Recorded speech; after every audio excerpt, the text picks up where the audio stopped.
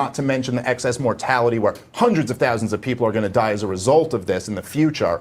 But even then, you would just be dealing with another Hamas-like group. Because if you don't understand what creates this problem to begin with, look, this is the problem. This happens all throughout history, all throughout the world. If you want, there's a reason why the Nazis only rose. First, it was after we imposed Versailles. But then, as you know, it was after the Great Depression, when there was hyperinflation, when things go terrible, that's when the worst, most violent extremist groups rise. Dennis, and that's what the future is going to be, unfortunately. Can I respond just very briefly to that? And then Dennis can go. Something really staggering has happened in Gaza since October 7th, which is there have been protests against Hamas. For the first time there were protests actually recently in 2019, but they were quashed by Hamas in a very aggressive, violent way. But the people of Gaza, the innocent people of Gaza, yes, who you mentioned, are speaking out against Hamas because Hamas is stealing their food and their aid, and they are seeing, I mean, they've known all along the role Hamas plays in their oppression. But the fact that Hamas has lost support in Gaza since October 7th, while gaining support massively in the West Bank, right? I mean, which speaks to how different the Palestinian populations are in the different areas. I just don't buy it that Israel is creating more and more Hamases and Hamases and Hamases. I think that there's evidence that actually the opposite is happening, that the people of Gaza are seeing we have to get out of this cycle. Go ahead, Dennis. That's insane, by the way. I'll come to that. I hate to put it this way, but I mean it sincerely, so I will. You are on record now, because the internet has a permanent memory. I'm aware. Of saying that there's no comparison morally between Hamas and the Nazis. No, you changed it. Yes, he's on the record. For the record, that is correct. you changed what I said a little bit. But sure. No. Yeah. Wait. So no, I didn't say that. Wait. All right, you don't. So you think morally they are similar? Yes or no? You said I can't see anything different about them except that the Nazis... Everyone knows I was talking morally. Of course, Hamas does not control the same number of countries. Mr. Prager, what's beautiful about the internet is what you just said. It is on record, so people can see what I said, and then they can see what you said. That's right. Go ahead, sir. There is no moral difference between the Nazis and Hamas. Both want to exterminate Jews. That is what we're talking about, not whether or not the Hamas has taken over Czechoslovakia. That's an irrelevant point to what I made. There is no moral distinction. Hamas would like to butcher every Jew in Israel, maybe in the world, I don't know, but certainly in Israel. It's in their charter, and that's what they announced. They're proud of October 7th. They are proud of rape. They are proud of burning Jewish families, and the Nazis were proud, but the Nazis hid it, and Hamas boasts about it. That's the one difference. Cenk, go ahead. Again, that's the one difference. See, yes. You make the point again. That's not the one difference. There's other differences also. Go ahead. Go ahead. This is Alice in Wonderland. If anybody watched this debate and they didn't know what was happening in the world, they would think, oh my God, I guess Hamas is this giant power and it's been abusing Israel this entire time. Poor little tiny Israel. And Hamas is this gigantic power crushing Israel. What are you guys talking about? Hamas has got pea shooters. They did terrible damage on October 7th. Now Israel's done 30 times worse to the civilians. They've massacred civilians after civilians after civilians. Israel is Goliath. It is not David. It is the Germans in terms of military power. It is not the Jews. The Palestinians are the equivalent of the Jews during the Holocaust. They have been put into ghettos, and they have said, you have no freedom. You will serve us and serve us only. And right now they're saying, we're going to have permanent occupation. And wait, so were the Jews not supposed to fight back against the Germans? Do the Palestinians, hold on, do the Palestinians not have a right to defend themselves? Does it only go one way, where Israel can crush?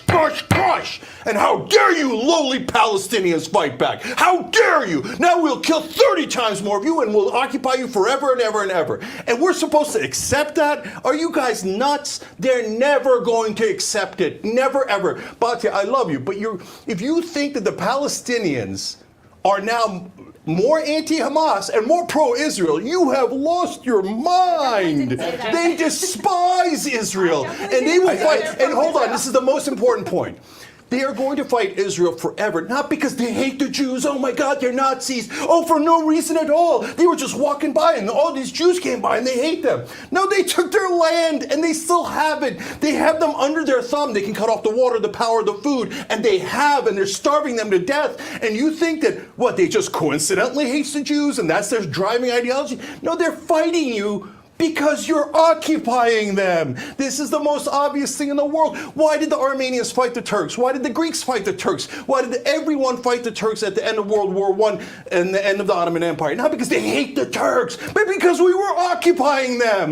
And if the Greeks said we want to kill them all, which they did, that did not give us a right to go back into Greece, occupy Greece for 75 years and go, how dare you defend yourself? You hate Turks. We get to kill you forever. All right, well, we'll pick up on that because this is a legitimate question that I think Batya, since he named you, you can go ahead and ask. What does legitimate Palestinian self-defense, if there is such a thing, even in your eyes, look like? Right, well, so that's what I would ask Cenk. Is everything that happened on October 7th legitimate resistance because the Palestinians are occupying? Great question.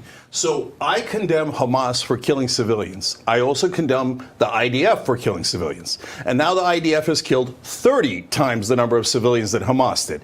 And I know you guys are going to dispute the numbers because that's a very classic thing that people on the oppressor side do. How many Hamas soldiers do you think have been killed? I just want a number. How many Hamas soldiers So, first of all, in terms of the numbers, I go with what is internationally recognized by news organizations and human rights groups. How many Hamas soldiers have been killed? So those groups say, no question, that the health ministry, if anything, has been conservative. Well over 33,000 dead overall. They do not know how many of those are Hamas. Israel's at one point made up a number. Well, like, Hamas said hold on, let me 6,000. just finish. Let Do me you just finish. accept Let me Hamas just as a finish. number? I'm almost done. back. At one point, the IDF made up a number 13,000, and then a couple of weeks later, they changed it to 9,000. So it was obvious that it was made up. Do I trust the 9,000 number? No, because the IDF. Everything they have said so far has been disproven by news organizations and human rights organizations. So I don't know what the number of Hamas it killed is, but it is a tiny number. And based on the numbers, even if you took the IDF numbers, the 9,000, already the civilian to military ratio is significantly worse for the IDF than it was for Hamas. So if Hamas are dirty terrorists who went and killed those poor civilians along with the soldiers that they killed, well, then the IDF is also obviously terrorists. Go ahead, Cenk, Batya. do you accept Hamas's number that 6,000 of its soldiers? Would you accept Hamas's number that 6,000 of its soldiers have been killed? Oh, sure. Yeah. Okay, so you believe Hamas Because they're no going matter to. what. No. I don't believe Hamas. I'm saying that at a minimum. Okay. Because Fine. Hamas Let's could be accept it. underestimating, Okay. but they're not going to Let's take overestimate. 6,000. I mean, okay, Go fine. ahead. So, well, I mean, I sort of object morally to taking Hamas at its word and then assuming that the idea I is lying. object But anyway, morally okay. at taking All Israel right. at its word. So, but It's been a far worse why don't- oppressor. Let's get to an average. How about 8,000? Okay, Whatever let's it is. move past the number. What is Yeah. the civilian to combatant ratio that you would have accepted in this war? Is it 0? Like, what is the civilian to combatant ratio that you would have accepted as moral and just? So when you look at the scope of conflicts across the world, not in the past, but in this day and age, after World War II and the law of war crimes were put into place, there are, generally speaking, some ratios that people find awful but acceptable. It's usually well under 2 to 1. So, for example, America would not drop 2,000-pound bombs. They wouldn't even drop 500-pound bombs in Fallujah when they were cornered. Israel's wantonly dropping 2,000 bombs all over the place, and that is why they have a worse civilian to military What ratio ratio, would kill you ratio accept? than Hamas. What So do you ratio- acknowledge, okay, let me ask you back, do you acknowledge that Israel's worse terrorists than Hamas because they're killing more civilians both as a raw number and as a Cenk, ratio? No, So, Cenk, Batya, because let's get to what the point that he's trying to make is what does legitimate defense on the Israeli parts look like? And this is actually something I'd like to hear from Dennis as well. Or the Palestinian part. Well, I we'll think get is to bigger. both. Oh, He's I'm sorry. Cenk Okay, asked sure, him sure. about the Israeli part, well, so we're talking about IDF. I don't believe that you don't distinguish between intentionally targeting women with rape, babies, children, families intentionally being dismembered. I don't believe that you think that is morally equivalent to an army that is targeting combatants. That's hilarious. You No. think those are the same morally? No. Don't put words in my mouth. Let me just address that. No, I have to address that. I'm saying I don't believe that you think those are the same. No. First of all, we're talking about two different things here. So when you say, hey, do you condemn and do you find it morally acceptable that they killed the children and raped, etc.? Of course not. That is totally morally unacceptable. But if you say, hey, Israel does not target civilians, that is, I'm sorry, but I think it's a comical point of view. And so they definitely, and by the way, this is really important though. When Hamas kills a baby, we all condemn it. Israel has now killed 15,000 children. And you know what they did? They crushed their skulls, they lit them on fire, and they burned them to death. And you know how they did that? With 2,000-pound bombs. I do want to answer the legitimate And they did it on resistance purpose. question. Wrap this Okay, up, and then I want to get to answer the Dennis as question. well, and Dave, because they both haven't had a chance to talk about it. Resistance that targets, if Hamas had only targeted military, we would be having a totally different conversation. Agreed. Okay? I think we would agree on that. Yeah. Resistance that happens in the West Bank that is nonviolent. I have a very dear friend who's the head of a nonviolent resistance movement in the West Bank. His life is impossible because of the double standard, the double legal standard between Palestinians and Israelis, which is unconscionable. Of course, that is totally. I know you don't know anything about me. No, I just said I appreciate you acknowledging that. Take the compliment. That is totally legitimate resistance. Military targets, nonviolent resistance, BDS. I don't like it. I find it offensive. I find it a double standard, whatever. I support the right of people to resist through boycotts. That's like a time-honored American tradition. These are all legitimate forms. Using rape as a tool of war, not legitimate. And we all agree on that, by the way. So I don't think we disagree about this. It's just when you say that the occupation led to October 7th, it sounds like you're saying that it is justified by the oppression. One second. Okay, Dennis, sorry, I want to go ahead. get back to, so I asked originally what legitimate Palestinian self-defense, if it even it exists in your mind, looks like, and I would like for Dennis to be able to weigh in. Legitimate Palestinian self-defense would be, we no longer want to destroy Israel, let's make peace. They were offered a state 5 times and they rejected it. Bill Clinton thought that Arafat was a phony, and he did everything possible at Camp David to give them a state. Okay, they don't want a state, they want to destroy Israel. And as regards Palestinians, how's this that none of you like to talk about? There are 2 million Palestinians in Israel as Israeli citizens with the same rights as Jews have in Israel. And not only that, they're pro-Israel. They are more pro-Israel since October 7th than they have ever been. And that is according to Arab sources in Israel. They're occupied. Why aren't they occupied? Why are 2 million Arabs in Israel so happy to be in Israel? Why? Answer that question. Well, if Israel wants to commit genocide against, you say genocide all the time. So why are? If you're going to ask me a question, no, I'm asking you both. Okay. Oh, sorry. You were looking at me and you pointed at me. That's fair enough. I don't distinguish between the two of you. Okay. I will quote your debate partner. You don't know anything about me. I have oftentimes said that it is true that I would certainly say that I do think, while I wouldn't say they have exactly equal rights, the Arab citizens of Israel, if you were to be a random Arab citizen of any country in the Middle East, I think you'd rather be a citizen of Israel than a citizen of anywhere else. That is important. I 100% agree. That is important. And let me tell you something. If you were going to be a citizen in the United States of America or under Saddam Hussein's Iraq, you would much rather be a citizen in the United States of America. That doesn't justify the war in Iraq. That's the point. It is important. I give Israel a lot of credit. Israel is a great country. By the way, I think the entire Zionist experiment is really amazing when you think about it. That a group of Eastern European Jews sat down and said, we've been through so much that we want to form our own country in a land that we've never been to.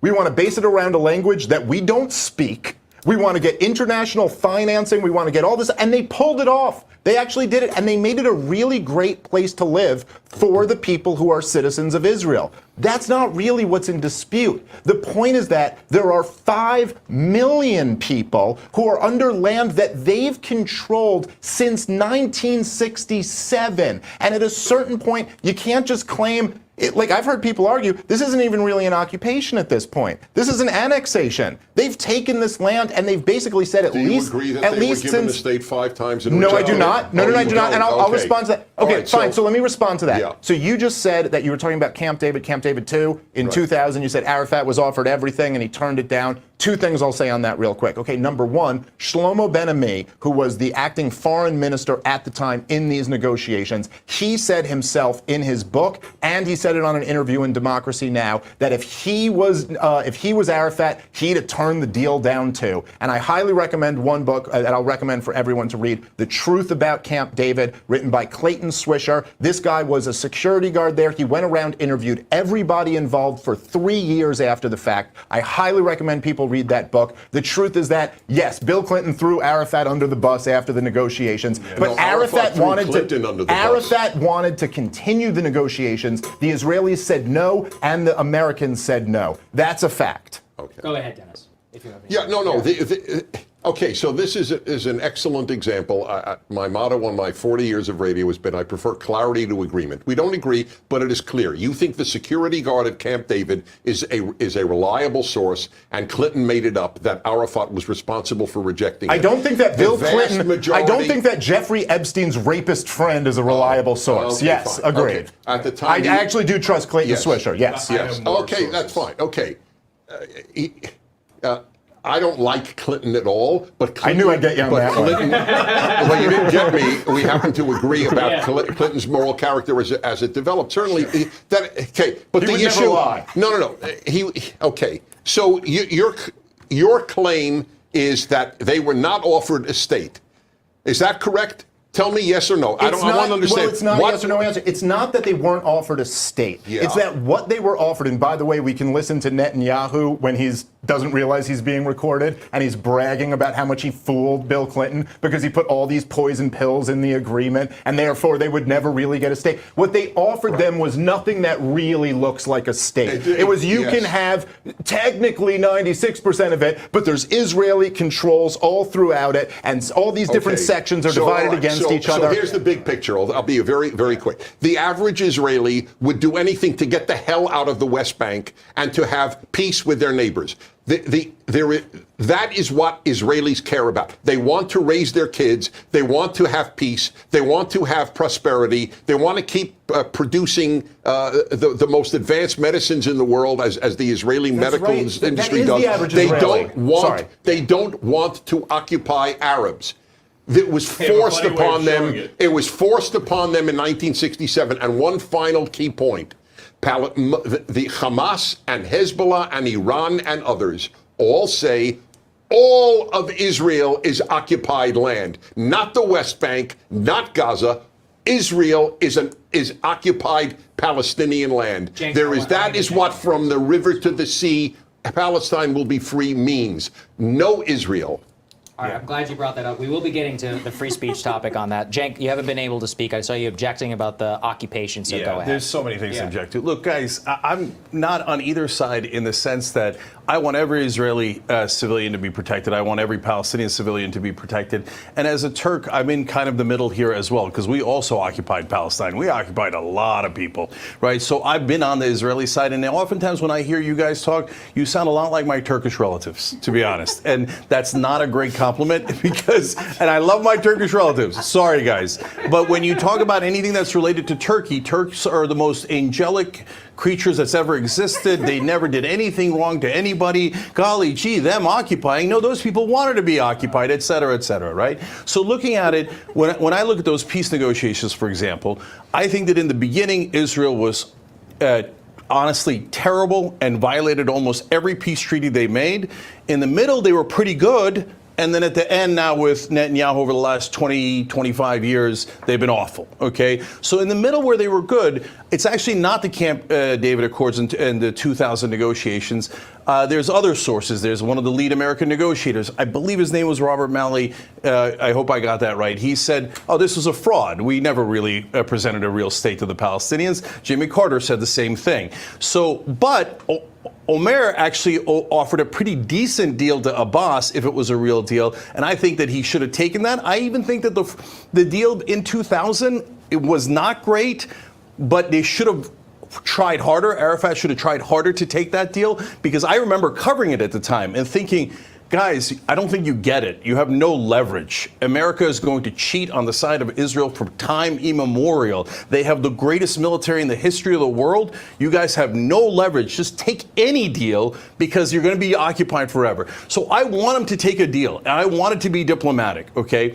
But in the beginning, yeah, but like this idea that Israel is just, oh my God, they just offered everything. And these Arabs, they just always reject peace. That's ridiculous. After 1967, by the way, one of the peace treaty was, hey, Egypt, Syria, Jordan, especially Egypt and Jordan, recognize Israel, and then Israel was supposed to give back the Sinai Peninsula. And it didn't.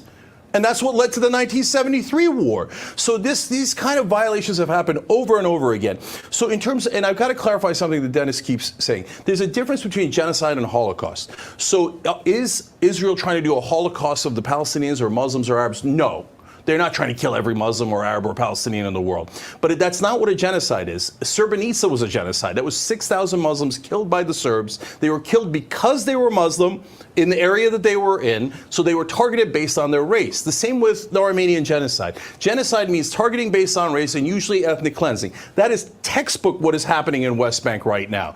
And so when you talk about the Hamas and the Palestinian Authority, Netanyahu wanted to split those two things up so that he could say, and this is, by the way, in the Israeli press, Times of Israel, Haaretz, etc. And the idea there is so that Netanyahu and the right-wingers in Israel can go, oh, we have no negotiating partner. We have no partner for peace because I don't know which one it is. And I don't, is it Palestinian Authority? Is it Hamas? Oh, look, Hamas is attacking us. Can you believe they're attacking us after 75 years of occupation? Quickly, Dave, but then I want to get to Batya. Okay, well, wait, 75 years of occupation. That is exactly the view. I'm glad you said it. That is the view. Israel itself is occupying Palestinian. It has nothing to do with the West Bank and nothing to do with Gaza.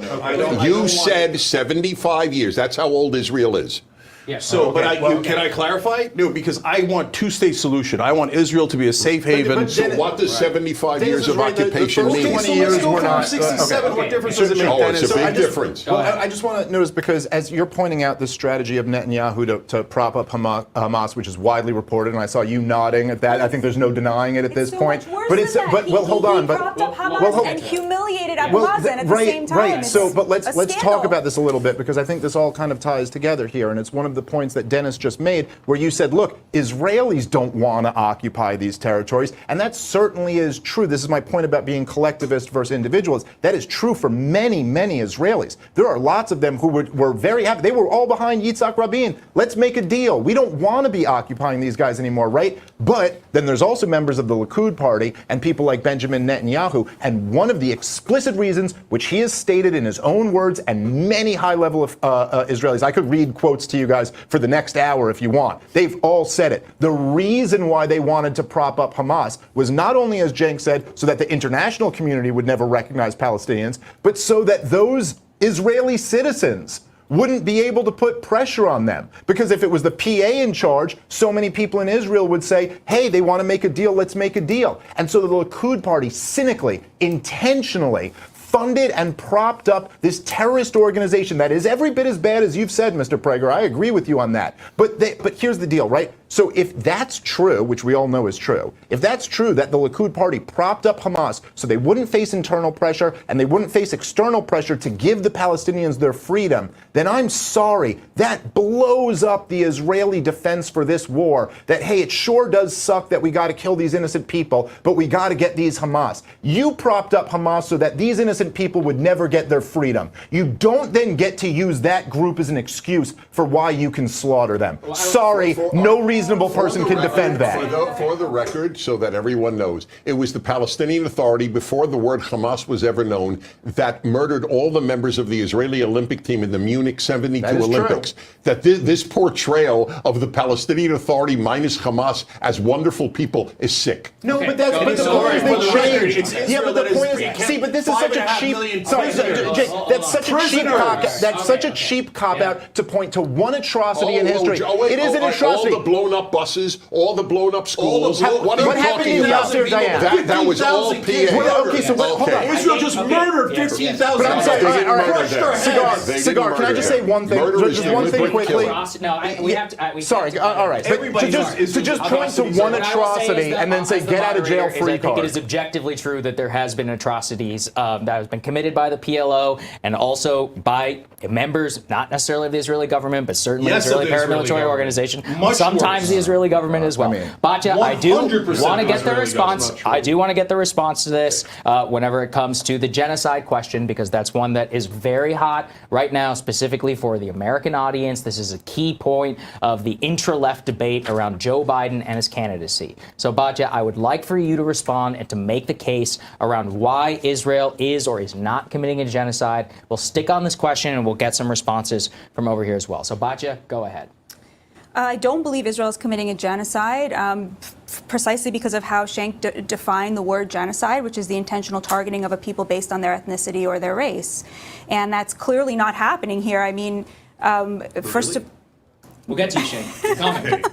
Aren't you curious what You're I'm up. going to say? You're up soon, but Dave is next because he's going to ask. All right, go ahead. You know, they're not being targeted because they're Muslims or Arabs or Palestinians. They're being targeted because Hamas has embedded itself within a civilian population, right? None of us would accept, I hope, that if they had only killed, let's say 6,000 Hamas terrorists, that would be a genocide, right? We would understand that that was a military campaign to rid Israel of a danger threatening to its civilians. These people who have been killed as a result of Israel's attempt to eradicate Hamas. And so to suggest that they are being targeted because of their race or I mean, we don't believe that. We know that that's not the case. We know that if they were Palestinians living in Israel or living in Jordan, Israel would not be they would not be dying as a result of Israel's actions. And furthermore, you can point to all of the ways in which Israel has tried to move the civilian population out of the way. They moved 1 million people out of northern Gaza into Khan Yunis and into Rafah and into southern Gaza to get them out of the way. Now, I see you smiling. You're probably thinking to yourself, oh, she's proving my point. It's ethnic cleansing. But here's the point. I mean, it's either the ethnic cleansing charge and the genocide charge are a little bit contradictory, right? Okay. Because if they were trying to commit a genocide and could just simply eradicate the world of Gaza's Muslim population, surely they would not be moving civilians out of harm's way while they're trying to get rid of the presence of Hamas in a certain place or not. Clarify. Are you saying that it is more akin to an ethnic cleansing or it's not a genocide? I think it's really funny to both claim that Israel doesn't do enough to protect civilians and then to use a word like ethnic cleansing, like a nasty, accusatory, racist word, when they actually did what do you try. mean by racist word? Like ethnic cleansing, like to suggest they're doing something, racist when they tried to protect the civilian lives of the people living in northern Dave, Gaza. I want to get Dave. real quick Because you dominated last time, so Dave, you're up. Okay, Go so ahead. look, I want to just say that in terms of the charge of genocide, I don't use the word genocide. I just think that the debate devolves into semantics every time you use it. The international legal definition of genocide is so incredibly vague that it's like if you try to destroy a nationality or ethnicity in whole or part. So then, like, if you were to, like, murder 2 people of an ethnicity, is that I just don't even care about the debate. I'm saying it's wrong. And in terms of, like, the term ethnic cleansing, there is no debate. Every single new historian in Israel concludes that there was ethnic cleansing at the beginning of the creation of Israel. Now, no, I know. I'm just making that point. I just want to go back to revisit something here because I literally just made what I feel is the most important point of all of this about that. I think the entire Israeli defense is destroyed when you add in the component that they intentionally propped up Hamas so that the Palestinians wouldn't get their freedom. And as a response, Mr. Prager invokes an atrocity that happened once. And like, okay, that was an atrocity. Only because I didn't have more time let me just finish. All right, well, let me just finish. Atrocities. Yes, I know you could invoke spend the rest of the day or evening. Yes, okay, can I just finish? Non-Hamas Palestinian atrocities. What happened to Dayer Yassan?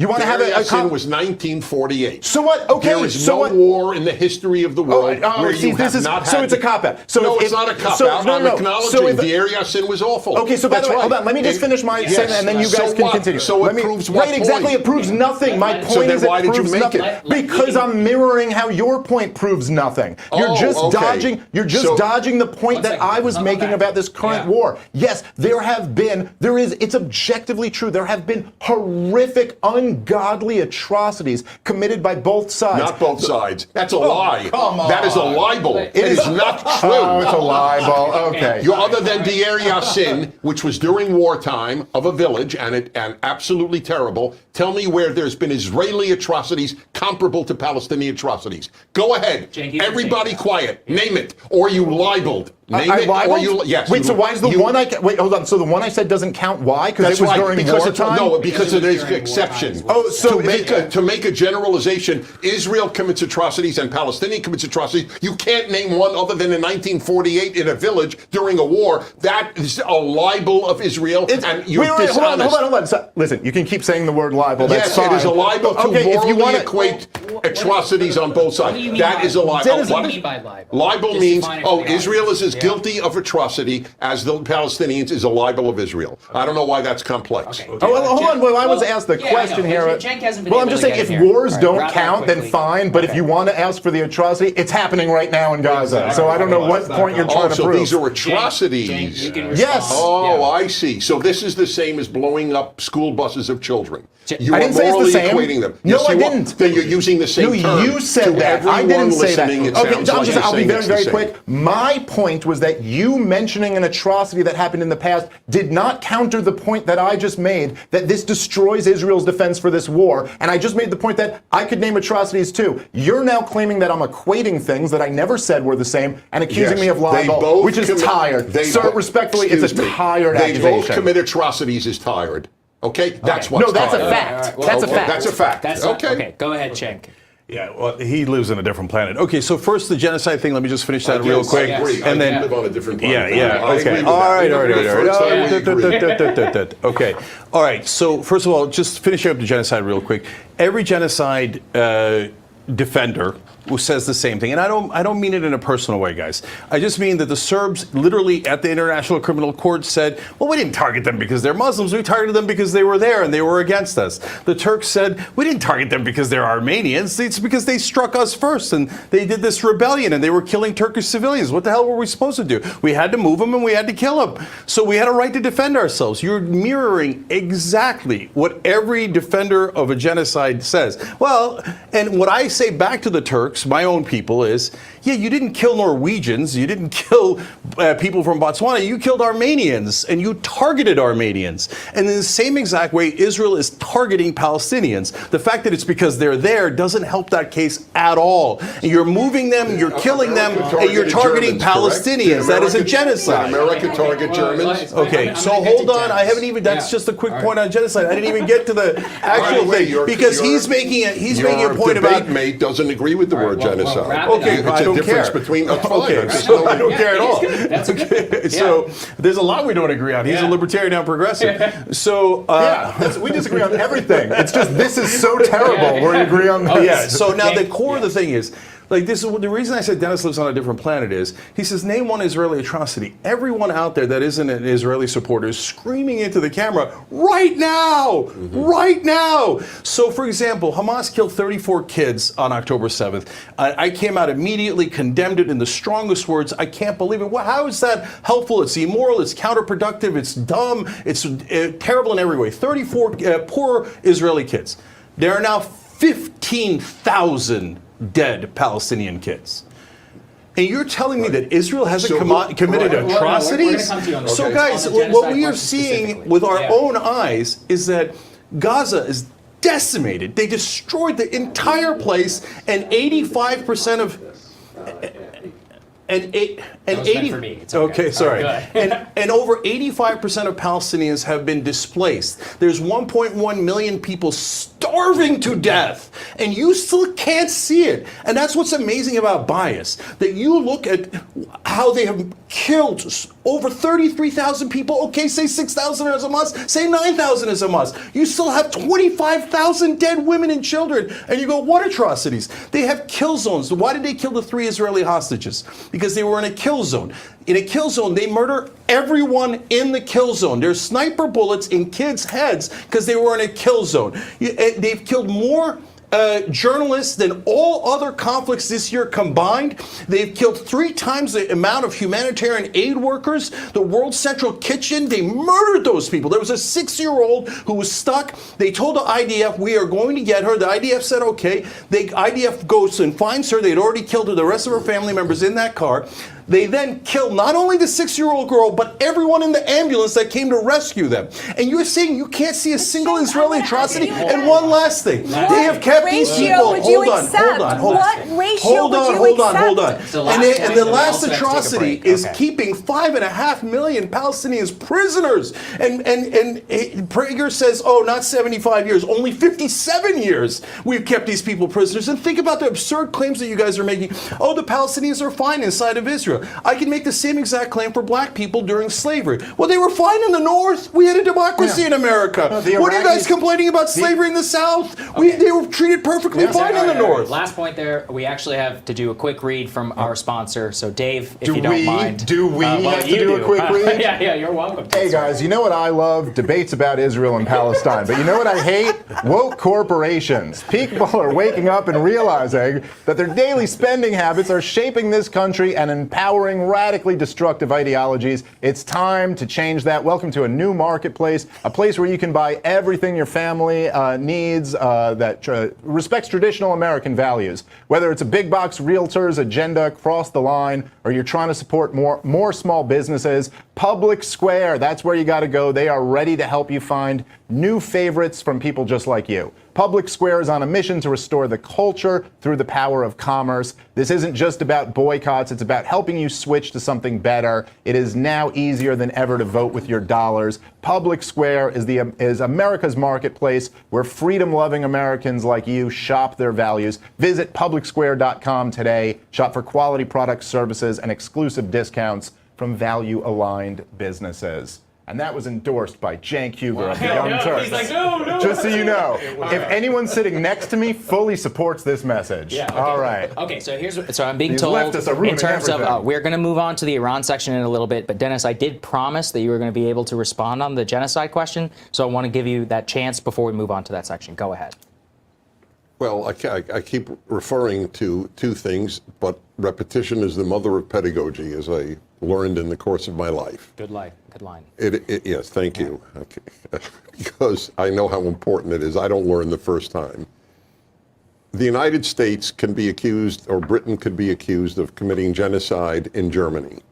The United States could be accused of committing genocide in Japan by the exact same criteria as, quote unquote, Israel is committing genocide in Gaza.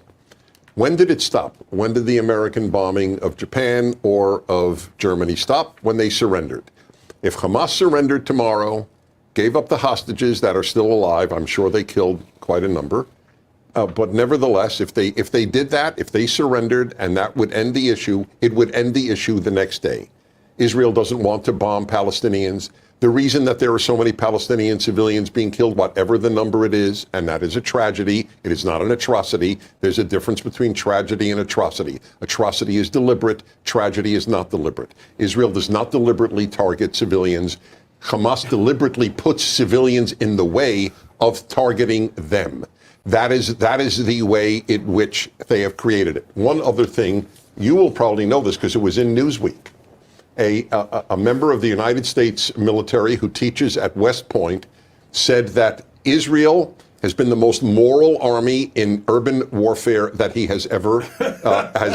You laugh at him. That's correct. That's right. You're allowed to laugh at him. He did write it, and so did the head Kemp, Richard Kemp, the head of all British forces in Afghanistan, said that Israel, the IDF, is the most moral army he has ever encountered. Which, given that he is a member of the British Army and is a high-ranking, I think, a general. That is particularly powerful phrase. That's the truth. They do everything they can not to kill civilians, and it would stop tomorrow if Hamas surrendered. I know this is going to be infuriating for you guys, but we do have a clip that we want to play. This is going to be on Iran. Feel free, we can come back to this in a little bit, but I do think it is important. So this is a clip which has been curated for us by Zero Hedge. This is Benjamin Netanyahu on the topic of overthrowing Iran, something he's advocated for since the 1990s. And specifically, we want to focus in after the clip about why the U.S. should support Israel in its endeavors, in its defense against Iran if it chooses to do so. Let's take a listen to the clip now, please, and let's see it. Obviously, we like to see a regime change, at least I would, in Iran, just as I would like to see in Iraq. The question now is a practical question. What is the best place to proceed? It's not a question of whether Iraq's regime should be taken out, but when should it be taken out? It's not a question of whether you'd like to see a regime change in Iran, but how to achieve it. The application of power. And so that clip, I wanted to turn to you guys. Dennis, actually, What year was that? I'm sorry, what year? 2002. That was December 2002, prior to the U.S. invasion of Iraq. Right. Dennis, you just spoke, so Batya, I think we can go to you. This is specifically on the Iranian question. And I think about U.S. support. We are in America, after all, as to why should the United States, should it defend Israel in the Iranian retaliation for the Israeli bombing of what the Iranians claim was an embassy, of what the Israelis claim is a IRGC military outpost. So why don't you go ahead, and then I'll get some response from Dave. I think the question is a little bit backwards. I don't think Iran would have retaliated from Iranian soil rather than from a proxy, as is its wont, had it not picked up on signals from the Biden administration that it was weakening in its resolve and its support of Israel. So that is the question here. Is I think the order is reversed. Yeah, that's and fair. I think that it is historic that Iran attacked Israel from Iranian soil. And so it is extremely significant that, according to, my analysis, many others, that was the direct result of Biden's wavering support, which can be attributed to, 100,000 voters in Dearborn, domestic politics, let's say, right? Okay. The youth vote, what have you, right? His need to signal, I'm not behind Israel in the way that you think, to the people who he thinks need to hear that in the United States. As for whether we should support Israel in its retaliation against Iran, I consider myself an America First person. I think probably we would agree when it comes to Ukraine and Russia. I do think this is significantly different because, the Iranians and the Houthis, they're not only chanting, death to Israel, they are chanting death to America.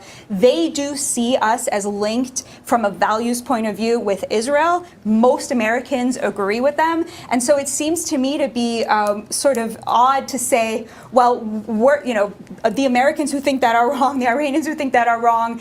We also get a lot of extremely material benefits from our allyship with Israel in terms of military intelligence, which has saved countless lives, both American and Israeli and European. In terms of our military-industrial complex, maybe you don't think we should be, have an industry that makes trillions of dollars to the United States GDP that's based in weapons, but we do, and Israel has made us a lot of money in that regard, and actually sacrificed developing its own military-industrial complex that would have competed with ours. So arguably, I actually think this is true, Israel loses more by getting American aid than it gains. Great, although, then we'll stop. Although I think America probably gets a lot out of that, but ultimately that is a question for voters to decide. I would not be at all, that is a question for voters to decide. I do think we are linked in the mind of Iran and in all of the minds of their proxies, and that's why we should be supporting Israel. Dave, go ahead. Oh, well, yeah, I completely agree that Israel is great for the military-industrial complex. So, I mean, if that's your pitch for why we ought to support them. Look, I would highly encourage people to educate themselves about this if they haven't already. I'd encourage people to read a piece called A Clean Break, A New Strategy for Securing the Realm. I'm sure you're familiar with it, sir. It was written by Richard Pearl and David Wormser in 1996. And this was a letter from two people who both served in the George W. Bush administration, very influential neoconservatives. And they did not write this letter to Bill Clinton, who was the president at the time. They didn't write it to Bob Dole, who was the Republican nominee running for president at the time. This was written to Benjamin Netanyahu. And it was all about how regime change in Iraq will be in Israel's interest, because then you can break up this peace process that Yitzhak Rabin started down, and we won't have to do this anymore. You'll have security in the region. Benjamin Netanyahu coming in 2002, testifying before Congress as a regional expert, explaining how if you overthrow Saddam Hussein, there's going to be peace in the region. It will have this sweeping effect where it makes everything better. Aside from the fact that they all got it all wrong, and not just wrong, but like disastrously wrong, the biggest catastrophic disaster in modern American history level wrong. I just do not understand how you can square the circle of claiming to be America first and also claiming we must unconditionally support a country who is clearly trying to pressure us into anti-America first policies. Look, this is just a fact, okay? Every president of my lifetime, Trump might be an exception to this, I'm not sure, but everyone else wanted a two-state solution, including, believe it or not, George W. Bush. After 9/11, Colin Powell, who was the wisest member of the George W. Bush administration, I don't think anyone would argue against that, he still sold the war in Iraq, even though he didn't believe in it, so he'll have to talk to his maker about that. But he told George W. Bush right after 9/11, you got to do a two-state solution, and you got to do it now, for two reasons. Number one, you got record high approval ratings, this is the time to get it done. But more importantly, because he knew this is what drives so much of the terrorism problem that we have. It's not that Iran sees us as the same as Israel. It's that they recognize that we've been propping them up. We're the ones who shoots down the resolutions at the UN. We're the ones who funds them and arms them. Okay? And what happened? George W. Bush couldn't get it done. It was Tom DeLay. John Mearsheimer's done great reporting on this. It was Tom DeLay in the House who told him, you'll be a one-term president if you even try to do this, okay? Every American president has wanted a two-state solution. Again, maybe not Donald Trump. But the rest of them all did, and they couldn't get it done. All I'm saying is if you're America first, how can you support the fact that we have a political system where our elected representatives get rebuked by a foreign country? That is not America first. The reason he would have been a one-term president is because the American people would have rebelled, right? Not because Bibi Netanyahu would have come here and made sure that No, I'm sorry if you're going to ask that. No, it's also because there's a giant, powerful lobby advocating on behalf of a foreign government who makes it their mission to ruin the lives of anybody who's critical of that foreign government. That's a part of it too. By the way, the evangelical Christians, that's also a big part of it. So yes. The idea, can I just need to respond? We got to get Dennis in here. Okay. I'll yield. All right. Then I'll speak. I'll yield and then speak. Okay. Well, the idea that some lobby is the reason that an idea has power in the United States is completely backwards. The lobby gets its power because it is representing where, the majority of Americans are at. A lobby on its own. You think the NRA? You don't think it's shaping it a little bit? You think that the NRA is the reason that people have guns in America? Really? You don't think that? No, the NRA are a bunch of sellouts.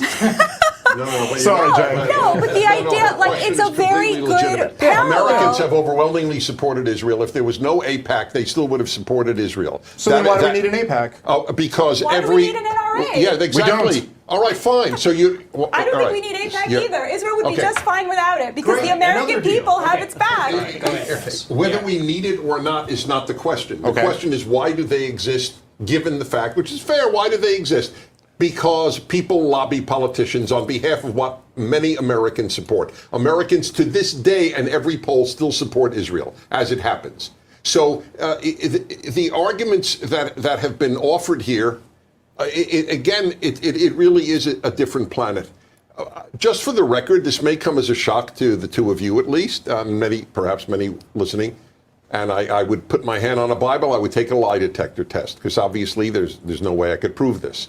When I remember sitting at the edge of my bed watching this, and I never watched TV. I watched Arafat and Rabin shake hands, and I had tears in my eyes. That is how badly I wanted peace. I supported a two-state solution nearly all of my life, certainly since the Six-Day War when I was a college kid. I have always supported it. I no longer support it, just like nearly every peace activist in Israel no longer supports it. And we don't support it thanks to Hamas and thanks to the PLO, because they have made it clear if Israel leaves the West Bank, they will get another genocidal, if you want to use the term, a genocidal terror group of Nazi-like Hamas people running it. Why have there not been elections Why is the PLO not allowed elections for, what is it now, 16 years? Because they're afraid Hamas will win. Agreed. I agree. I just want to, because I appreciate you saying that. And yeah, what a tragedy that peace deal didn't work out. And I totally take you at your word at that. I was just wondering if either of you guys would respond to the point that I made before, that you just kind of brought up the Olympic atrocity after that. Just hold on, but it's just like, so if Hamas is so horrible, and I know you guys would both say Iran finances Hamas, and so they're evil for that. What about the government of Israel doing it? Do we have anything to say about that? Right. So when you are, I'll tell you. I'll give you an answer. The United States supported the second greatest mass murderer in history after Mao, Stalin, in order to defeat Hitler. It is very common to support scum to defeat bigger scum. So who's the bigger scum than Hamas? The bigger scum was those who wanted to destroy Israel. Okay. But isn't that Hamas? You're right. So it's both. So that invalidates your argument. No, it doesn't at all. You just have no argument. Who's the bigger scum? Who's worse than the Nazis? Please. You're right. Other Nazis. Okay. You're right. They're equivalent. I don't understand. Why is that? Why is that a thing? Just not an answer. I'm Batya sorry. needs to respond. She's been trying to respond, and then we have to bring it back to the Iran question too. I have two main responses to that. I think it's a really important point. I don't disagree that it was a disastrous, in hindsight, disastrous. At the time, I thought it was disastrous because, as you say, it's not just, it wasn't that Netanyahu was giving Israeli taxpayer funds to Hamas, but he was facilitating the transfer of cash from Qatar. Okay, so let's just be very sent the head of Mossad to Qatar to make sure the cash came back in, specifically for the reasons of keeping Hamas in power, so he didn't have to give them a state. But it's not that he is giving them the money, right? It's not coming from Israel. I just want to be clear. There are a couple things I want to point out about that. The first is he didn't do that because he thought Hamas was capable of October 7th. He did that because he thought they had no power, that they had no real ability. He thought he could control the height of the flame, were his words. Just hold on, Dave, please. Yes, he thought that they were less of a threat to Israelis than the potential of a Palestinian state led by Abu Mazen. And as a result, he humiliated routinely Abu Mazen, who represented the non-violent camp. That it was a criminal at the time, and in hindsight, even more so. But to say that he was propping up the people who then would do October 7th, I don't think that is fair. Not because I didn't say that. Because he was doing it out of a complete misunderstanding about what they were capable of. And the second point that I would make about that is you left out something very important in your narrative of how things went from the beautiful Israel that was coalescing around Rabin to the horrible Israel in which Bibi Netanyahu was able to cobble together with much difficulty, by the way, the ruling coalition that he has now, that I'm sure we would all agree is not the one we would like to see in power. Not that we're stakeholders or voters there, but you left out the second intifada, which is extremely important. 1,000 Israelis, 700 of them civilians, murdered, going to school on the bus, children murdered, blown to pieces. That was the equivalent of 50,000 Americans dying over the course of 4 years. That changes a nation. That is the reason that the Likud vision was able to get to a place where not a ruling majority, but was able to cobble. Why don't you think that second intifada happened during the Oslo Accords, and it wasn't until Yitzhak Rabin was assassinated by a right-wing Israeli? I just think that this disrupts your clean narrative of Bibi Netanyahu being the person who propelled, who enabled October 7th to happen as some sort of. I think that point's been made. So, Cenk, why don't you go ahead? I haven't spoken since we started the Iran part, so I have about 12 things to respond to. So I like that Dennis acknowledged that Netanyahu and Israel did prop up Hamas. So there you go. Now we know. Truth. But she gave the answer. He did not know what monsters he was supporting. Oh, he didn't know who Hamas was? Come on. Okay, and it's because he wants a permanent occupation. And I'm glad that Dennis just acknowledged he also wants a permanent occupation. No, I don't. I'm not for two states now. I pray for two states eventually. Eventually. Okay, yes, so 57 but not now, more years, not now. 75 more years, 100 more years. No. How long should they be your servants? As soon as Hamas... your prisoners. How long would you like to keep the prisoners? They're not prisoners. Okay. As soon as Hamas... They're literally prisoners. As soon as Hamas gives up, surrenders... No, because that's his position. He just said he doesn't want it. When were we prepared to make peace with Germany? When the Nazis came out of power. If the Nazi-like Palestinians are out of power, I would have peace the next day. Yeah. Okay, that's all right. So he says, okay, an indefinite occupation where we will keep the Palestinians under our thumb and our boot, and until they know their role. then maybe we'll consider freeing them. But until then, they will have to serve us. Okay, very Christian of you, or whatever it is that people say these days. Okay, so speaking of Christians, there's a giant Christian Zionist movement here, and they are also part of the reason why the polling turned out okay for Israel throughout a lot of our history. But by the way, they are now greatly dwindled, and that is why the polling for Israel in America is not as good anymore. And by the way, the fact that Israel has made Netanyahu has made a deal with the devil, with those Christian Zionists, is abhorrent, because if you push them on what they plan to do, they said, oh yeah, we love Israel, because then Jesus is going to come back after They Israel. never say that. I know They them, but I- definitely say it. They They've said never it say that. 1,000 times. Okay, And then he's I'm- going to I'm murder not- all I'm a- the Jews. I'm a Jew, Congratulations and I'm with telling doing you, a devil. he doesn't know what he's Deal talking with the about. devil, okay? Okay.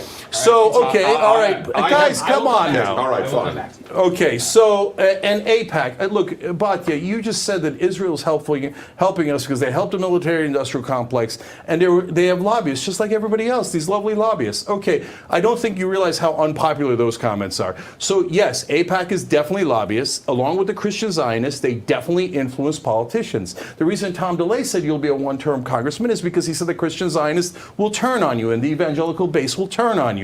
And AIPAC will turn on you. AIPAC's about to spend... You got it right the first time. No, The they're voters. both. But don't those voters Okay, have so a right hold, to know guys. who they are? Go, continue. Okay, Continue, Cenk. so if you guys are saying that the $100 million that AIPAC is promising to spend in the next election is not relevant to the politicians, that these politicians are angels, they would never consider millions of dollars given to them in bribes, I mean campaign contributions, and that actually determines almost 95% of elections, not the AIPAC money, but lobbyist money overall, that they don't take that into account because Joe Biden's an angel. He took $11.2 million from AIPAC, but that didn't affect him at all. He's the #1 donor that got money from AIPAC in United States Senate history. Who's the #1 donor for Speaker Johnson? AIPAC. But you guys say no. Ted Cruz, AIPAC. No. Those beautiful angels would never be affected by the bribes, I mean campaign contributions that AIPAC is giving them. And by the way, it is not just AIPAC. Guys, Raytheon, Lockheed Martin, Boeing, they love this war. Are you kidding me? A giant war in the Middle East, they're going to make so much money. You're talking about the oil companies are going to make billions, maybe trillions from this. All of those different lobbyists are bribing both the Republicans and the Democrats. So there is massive money that is going into this potential war. Now, this war, we've seen this movie before. It was the Iraq War. And yes, morons, warmongers like Netanyahu said, oh, we're going to be greeted as liberators. How'd that turn out for us? Iran is 4 times the size of Iraq.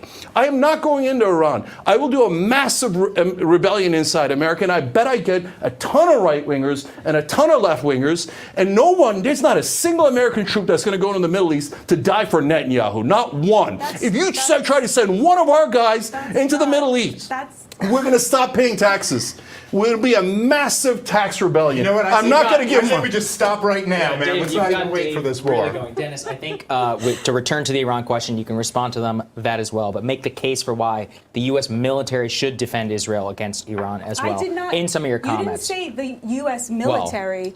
You said Israel- whether Okay, America all right. should support. All right, I did fair enough. not suggest. All right, fair enough. Israel Okay, I has- said U.S. supports. Israel You're has right. made it clear Good point. all of its existence. It doesn't want one American soldier to Yes. die in Israel or to fight in Israel. Okay, I just want to make that Just the clear. money and the jets. That's right. That is correct. Just the money and the jets. That is right. So if you feel that supporting Israel is immoral, fine. That's the clarity that I aim for. Oh, it's definitely immoral. So, yeah, it's definitely They're immoral. imprisoning There you 5 go. million That's right. Palestinians. That's right. I see. Okay. They're oppressors. Okay, all right. Like, go ahead. They're not imprisoned. They are occupied. They are not imprisoned. Okay? If you can cut off the water, the food, and electricity, what is that? He let you talk. The rape of the We word. couldn't even do that to prisoners in He America. let you talk. Not barely. Go ahead. Yes, I did. Yeah. All right, go ahead. The left has mangled language. I say raped, and people get angry. Well, aren't you raping the word rape? No, look up rape in the dictionary. There are 2 definitions, like the rape of the rainforest is not a sexual act. They have raped the word genocide. They have raped the word racism. They have raped all of these words that actually once meant something. And that's what is being done now. This is not genocide that Israel is engaged in. The number of Palestinians has increased by 5-fold since Israel was created. If that's a genocide, we should all suffer from such a genocide and have such growth of our populations. As regards Iran, so this is a legitimate question. Is it in the United States' interest, purely as Americans, that Iran thrive or that there be a regime change. Let's say we can't do a regime. I understand that. I'm asking in theory, what would be more pro-American? A pro-American Iran, which is a very powerful country and a particularly intelligent people, and what would be better? Having these vile theocrats from the Middle Ages who kill women and arrest women who aren't properly dressed in public. This is what you guys want us to say it doesn't matter? We left Afghanistan, which I assume you guys were supporting, that we should leave Afghanistan. I did not support leaving Afghanistan because I knew the hellhole that the Taliban would create, and I don't know why America first means it's okay if people who want to destroy us take over a country. I don't understand why that's America first. And I have one other comment on America first. I wrote a column on this, and I stand by this. This is really important morally. I am America first. My life is a perfect example of a lifetime given to defending America and American values. But I am never and will never be America only. There are higher values than just your country. My country is first, but it is not the only moral question in my life. Okay. Thank you, Dennis. Dave, go ahead.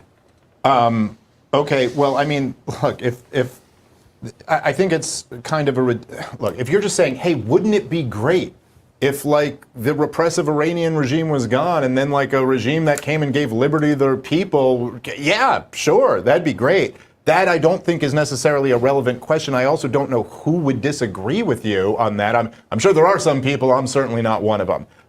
The fact is that Hamas would disagree with me. Right. I'm not one of them. Okay, so you are not you're sort of defending, but you're not one of them. I'm not even kind of defending Hamas, but whatever. I'm actually the only one. I'm criticizing Israel for propping them up. But anyway, so yes, that would be great. The point is that people who supported the war in Iraq, like Benjamin Netanyahu, like I'm sure you did, sir. No, right? I didn't. You didn't. Okay. Okay, so I'm wrong. I apologize for that. Let me just say very quickly. That's fair. I shouldn't have said that then. No, that's fair. No, you don't have to apologize. It's very understandable that you would assume that I did. But there was proof. I was on hardball with Chris Matthews, and he was shocked when I told him that I am not supporting us going into Iraq. Okay, so I give you a lot of credit for that then. So it's recorded. Did he sexually harass you? Let me just say, no, he did not. I'm just kidding. I felt bad about it. But I will say, though, that once we were there, I did believe that we had to prevail. Okay, fine, fair enough. So let me say, I'll amend that to say, all of the neoconservatives, Benjamin Netanyahu, the people who supported us going into the war in Iraq, well, what was the effect of that? We handed the country essentially over to Iran. And all of this wisdom, which was so ridiculous, so you had Saddam Hussein, a longtime enemy of Iran. They fought a brutal war together where 500,000 people on each side died. By the way, America backed Saddam Hussein while he was doing the most vicious things that he had ever done. He was a Sunni minority oppressing a Shiite majority. And their scheme was, if we overthrow this guy, this will put pressure on Iran to be more democratic. And all that happened was it gave more regional influence to Iran. And then, actually, the attempted regime change in Syria that Obama failed on for multiple reasons, I think actually kind of similarly to what you guys were talking about, he was sending these weapons into the anti-Assad rebels. They saw, as John Kerry admitted, the rise of ISIS. Obama called them JV. I think it's very similar to the way Benjamin Netanyahu looked at Hamas. I can control the height of the flame. And then they invaded Iraq, and he was like, hey, you guys weren't supposed to do that part, right? But what happened, what was the effect of that, was that the Syrians were more reliant on Iran than ever before. What was the effect on the Saudi-U.S. war in Yemen? That the Houthis became more reliant on Iran than ever before. So yes, we would all like this magical scenario where Iran becomes a free country, but in reality, the policies that Israel, as well as most of the neoconservatives in this country have pushed, have been to the opposite effect, has only made Iran more powerful and more influential in the wanted to give a response. I don't really disagree with Okay, that. all right. Well, Cenk, There you you want to go. say something? Yeah. Now I'm going to read your book. We're going to wrap this segment. Yeah. All right, go ahead. So, bunch of things here. So, Are the mullahs in charge of Iran vile theocrats? Yes, they are. And so I was born Muslim. I'm proud to be Muslim culturally, but I'm an atheist now. So they would consider me an apostate, and trust me that I'd be the first one on the chopping block. So I got no interest in the mullahs. I got no interest in the Grand Ayatollah. I don't want to help them, support them in one way, and they've destroyed what was a beautiful, awesome culture in Persia. Okay, so now, having said that, is the answer always war? No. North Korea is a terrible, despotic, tyrannical government. It doesn't mean that we should invade North Korea. Tons of South Koreans would die, Japanese would die, would get embroiled in a horrible war. And with neocons, I always feel like their slogan is, I forgot the question, but the answer is war. Okay? And so we had a deal with Iran under Obama where we stopped their enrichment of uranium and we took all the uranium out of the country. That was a terrific deal. And I criticized Obama a lot, but that was one of the things that I gave him a lot of credit for. It was one of the best things he did. It was maniacal to get out of that deal. Now they're enriching uranium. How did that help? And the only reason why it helps is because the neocons want them enriching uranium, so they have an excuse to start that war. And Netanyahu and Dick Cheney and the others have been very clear, but John Bolton, Lindsey Graham, all neocons, all very clear. They have wanted this war with Iran for decades now, and they want us to fight it. They want American boys to fight it. They want American taxpayers to finance it. And that is not the right answer. And so, and when you turn back to Israel, what is the one thing that Israel has done that has been a spectacular success in terms of all these conflicts? Was the peace deal with Egypt. Peace actually works. Since that, not a single bomb has gone between Egypt and Israel. And Egypt has complied with the peace treaty. So the idea that, oh, peace won't work because those Palestinians or those Hamas guys, they're just going to do it forever and ever. That's exactly what they said about the Egyptians. And it wasn't true. Peace leads to peace. War leads to more war. It's not a good point. I'm sorry. Go ahead. I wish it were a good point. I do. I really wish. It's wishful thinking. The Israelis gave a piece of land, I think it's larger than Israel, back to Egypt, filled with oil, a great buffer in case of a war, and they gave every inch back to Egypt because they trusted Egypt. That's why, and they especially the president at the time. So that's the proof of the point. Israel is not aching to keep Arab land; it is aching for peace. Egypt is the point that makes my point.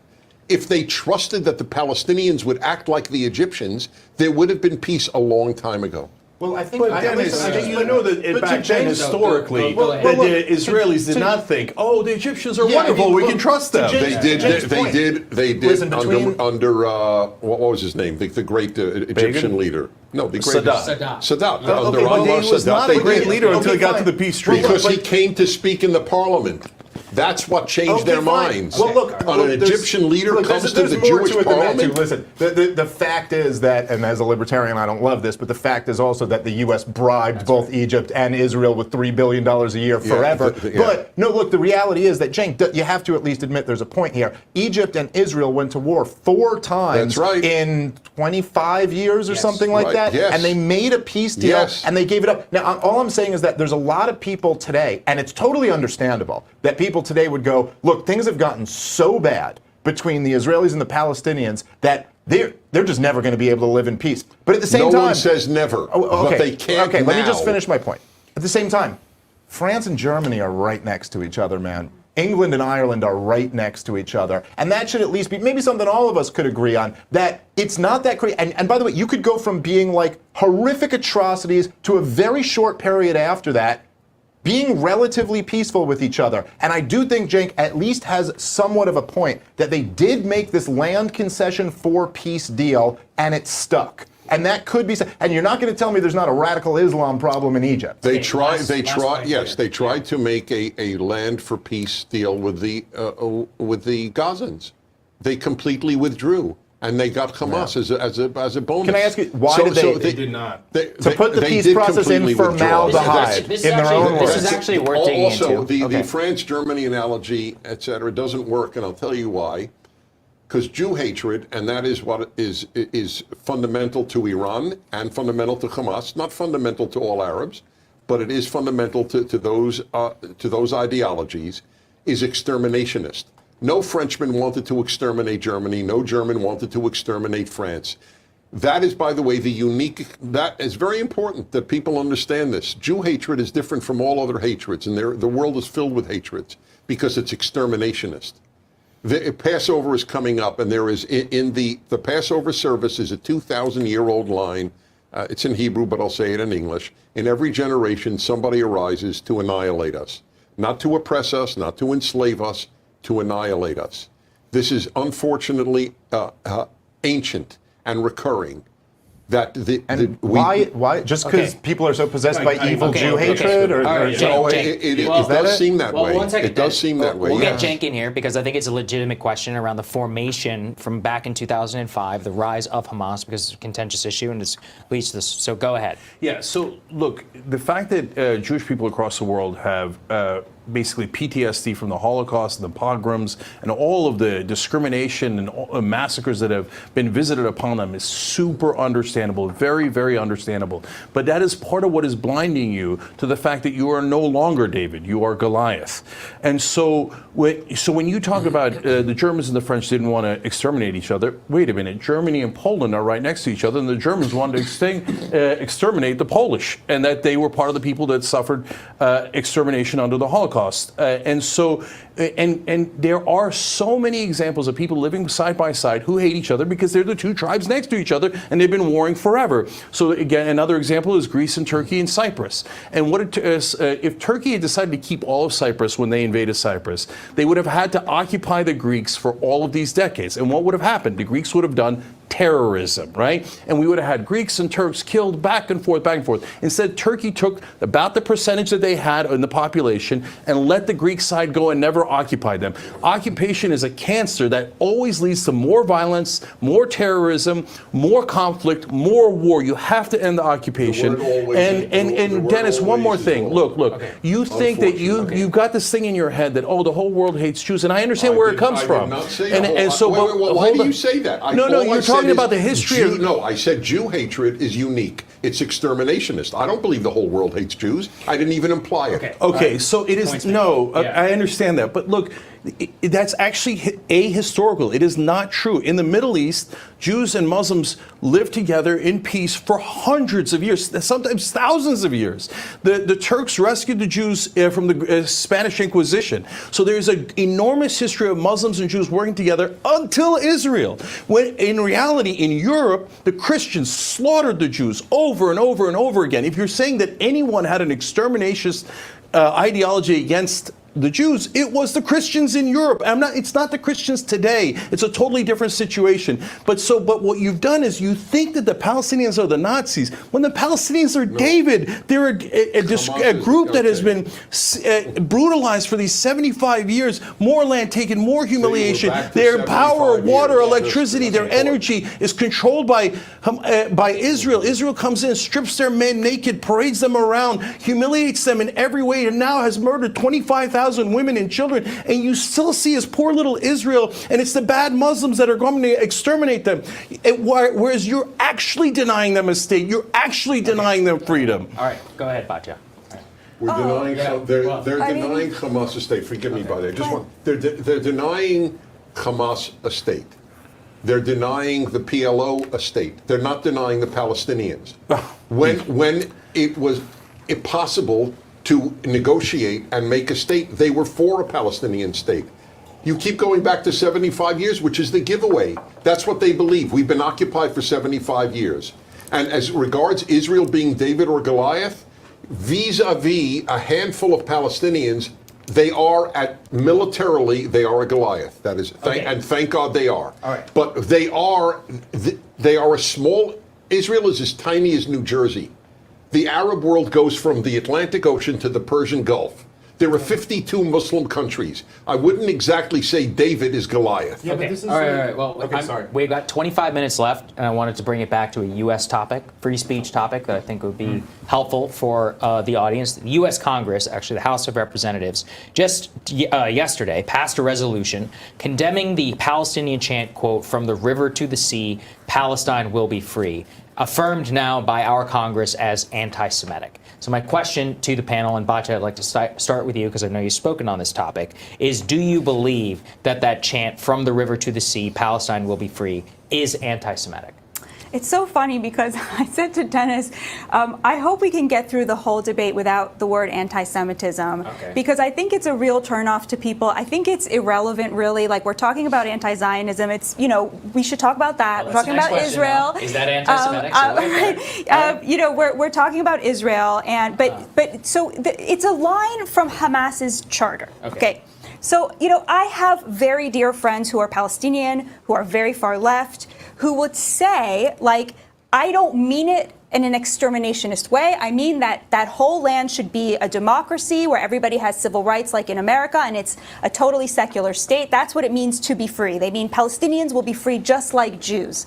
That's how I mean it when I say it. That's what they tell me. And I believe them because they're my friends and I love them. But it is a line from Hamas's charter. And so if I think the burden of proof is on the people chanting it to prove that they don't mean it in an eliminationist way that would wreak havoc and violence on Jews. Like I said, because it's part of the charter. And, if somebody was started to walk around chanting, a line from another extremely vile terrorist group, the burden of proof would be on them that they don't mean it in that way. On whether it's anti-Semitic, honestly, I'm so not interested in that question. I think there's a lot of very good-hearted people on the right who have been so traumatized by the accusations of racism coming from the left. They're just so sick of that. And so I'll just stay with that. Like, I don't know. I really, honestly, I hate when Congress passes resolutions that have to do with speech. It makes me very uncomfortable. But at the same time, I think, Jews don't like hearing this because it makes them think of Hamas. So there's a tension there. I don't like government getting involved. And I honestly, I'm very offended by the idea that Jews need to be protected from chanting. Like, I feel like we're descended from the Maccabees and we need to man up, and it's not dangerous and it's not scary, but it is kind of gross. Okay. That's where I am. Dave, go ahead. Well, I appreciate that last thing you said. Look, I mean, the United States of America's federal government should absolutely never even get involved in what they feel about a chant. That is an outrage in a professed free society. I do not care what anybody in Congress feels about a chant. Whether you think it's anti-Semitic or not, you can yell anything anti-Semitic, anything anti-black, anything anti-woman, anything anti-Muslim, because this is the United States of America, and we have a right to say what we want to say. The First Amendment is very clear. Federal government, get out of anything having to do with speech. So that, now, I kind of more or less agree with you. I've talked to different people. There are certainly some people who swear up and down they don't mean anything against the Jews. They just mean that, like, hey, they wish the Palestinians who were refugees could return to where they came from. I think there's definitely other people who mean something against the Jews when they say that. I think that's kind of the nature of this conflict and this protest. But so, go ahead. Well, okay. By the way, I agree with you on the free speech issue. I'm virtually an absolutist. And I'm very afraid of the American future because 45% of young Americans say that they believe in free speech except for hate speech, which means that they don't believe in free speech. Yeah. So the left has done a real great job in undermining the Constitution on the most important principle, probably the First Amendment. That's okay. So a rare moment of agreement here on that. Well, if we go to dinner later, I bet it won't be that rare. Maybe. All right. But on the phrase "from the river to the sea, Palestine will be free," even in its most innocuous, yes, we'll just have a secular state and we'll all get along, hunky-dory and kumbaya. I'm sorry, but I do believe that with 22 Arab states, the need for a 23rd is not particularly essential. I think one Jewish state on the face of the earth, the size of New Jersey, smaller than El Salvador, is a perfectly okay idea. There is a Hindu state called India. There are non-Hindus in it, but it is a Hindu state, and Hindus make the majority. I'm happy that there is a Hindu state. There aren't two Hindu states, and Nepal may theoretically be considered one, but there's really one. Yeah, that's right. It's right up your alley. Yeah, so you know, and that's why I didn't want to interject too much. No. But I know a lot about India because, as I told you earlier, I love visiting there. I've been there quite a number of times. Yes, at its least violent, from the river to the sea means no more Jewish state. And if one is intellectually honest, one acknowledges that. Okay. I think I agree with that. Cenk, I want you to that's go. big. Right. That's important. I call that chant a dumb chant and not a good idea, and I took a lot of heat from people on my side. And so I said, look, if some people think that it's a genocidal chant, why do it? It's counterproductive. It doesn't make sense. Now, having said that, Netanyahu said the same exact thing. So Congress is a joke. Are they condemning Netanyahu? Because he said, from the river to the sea. The Likud Party's founding charter has almost the same thing. It's like everything west of the Jordan River or something like that. How about everybody who says Judea and Samaria? That is the same thing, that Israel gets to control from the river to the sea. So that is genocidal. That is exterminationist. So let's be honest. Let's be principled. Let's apply things equally. Of course, our Congress never does that. Yes, because of the donors and the lobbyists, and everyone out there knows that. And so when you talk about a state, and so this is the part why I don't understand two things that Dennis is saying. So number one, on the 22 Arab states, so what? That's not the issue. Are you going to drive them into that? That's ethnic cleansing. Again, going back to the Turkish analogy, if the Turks said, what, there's all these Christian countries. I don't want the Armenians. Why don't you guys take them? Well, just drive them into Russia. We'll drive them into Georgia. We'll drive them into Europe. You guys take them. There's like 30, 40 Christian states there. What do we want with them? And then I don't want a one-state solution in either direction. And again, that will antagonize some people on my side. Because if we have a one-state solution where everybody actually gets the vote and it's not an apartheid state, the Palestinians will outvote the Jews in Israel, right? And then the Jewish state doesn't exist anymore. Israel shouldn't agree to that. Israel's never going to agree to that, and I agree with that. But so that one-state solution is definitely wrong. But Dennis, I don't know what you think is not now, but not permanent. I don't know if it's 2 years, 20 years, whatever it is. But that indefinite occupation is one state, but 5.5 million people are living under apartheid government. Well, you could use any word you like, apartheid, occupation, imprisonment, but they clearly have no rights. They have no rights. They have and plenty so of that rights. one-state That's not solution true. is a disaster. See, that's again, God, here we people were. in the I was West Bank and in celebrating Gaza- how much we agreed on, and now you blew it. Yeah. They have rights. They don't have complete rights. That is true. There is such a thing. You want to know where there's no right? There's no rights in North Korea. You used the North Korea example. There are no rights in Iran, basically. There are plenty of rights. They don't have the right to foreign policy. They don't have a right to have an army. They don't have a right to have a police force. You think it's clear that in Gaza there's more freedom than in Iran? Do I think that in Gaza there's more freedom than in Iran? Yeah. No, I don't think so. Okay. Oh, you mean? Oh no, I was thinking of Hamas. You're thinking of Israel. I think Hamas. I'm saying regardless. Hamas represses the freedom, not the Israelis. So in the West Bank, come you think on. they're That is substantially Jesus. freer than in Iran? Yes, that's correct. That's what I believe. How Yes. could they be free at all? Look at what they just did to them. The minute there was a conflict, they said, we cut off your water, electricity, No, power. the minute there was a your medicine, conflict. your food. Okay. He said, Okay. Yeah, all right. Okay. Look, and you keep But saying that's also true of the West you Bank. keep saying, is it 2 years? Is it 10 years? I keep telling you that what would have somebody have said to an American? What are you going to do? Are you going to occupy Germany forever? No. As soon as the Nazis give up, we will. And there were occupied zones, by the way. There was French, Soviet, and United States and British. There were 4 occupied zones in Germany, and it became one of the freest countries on the face of the earth. And Germany was for Germany. 57 years. Okay, because they had no choice. Israel, we already established that Israel gave up an immense amount of land to Egypt because they understood. Are you advocating the type of bombing campaign that we committed on Germany, on Gaza? No, I'm not advocating. Well, I mean, but this is the model you're going back to. The better. Well, that's not a response to what I was talking about. You were talking about occupation. But fair enough. So my answer to you is I don't know. And by the way, neither do you. What would you want is what. I never hear the people who are anti-Israel answer the question, what would you want Israel to have done on October 8th? Okay, I'll answer it if you want. Yes, I do want to hear an answer.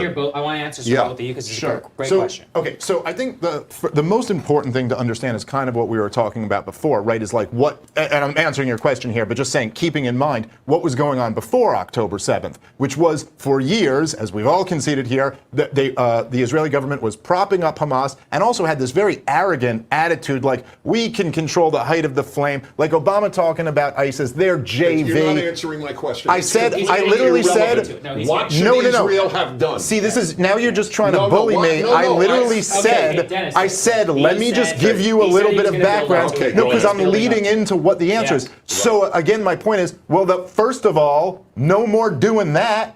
No more propping up Hamas and underestimating them. Listen, the idea, October 7th was not even like 9/11. It wasn't even like, oh, there was planes used as missiles into a building. We never could have seen this coming. They can say that intelligence report was on Bush's desk, but he got thousands of intelligence reports. And it's not like it said the World Trade Center. What happened on October 7th was the thing that Israelis should have been concerned about the whole time. So number one, all it takes was not relying on the robot machine guns and having a military presence at the border. So immediately secure your borders. Number two, a real investigation into what happened on October 7th. What were the failures here? How did it take so long for the response time? Not this Netanyahu, we'll wait till the war's over and then we'll figure out, like it's not the time.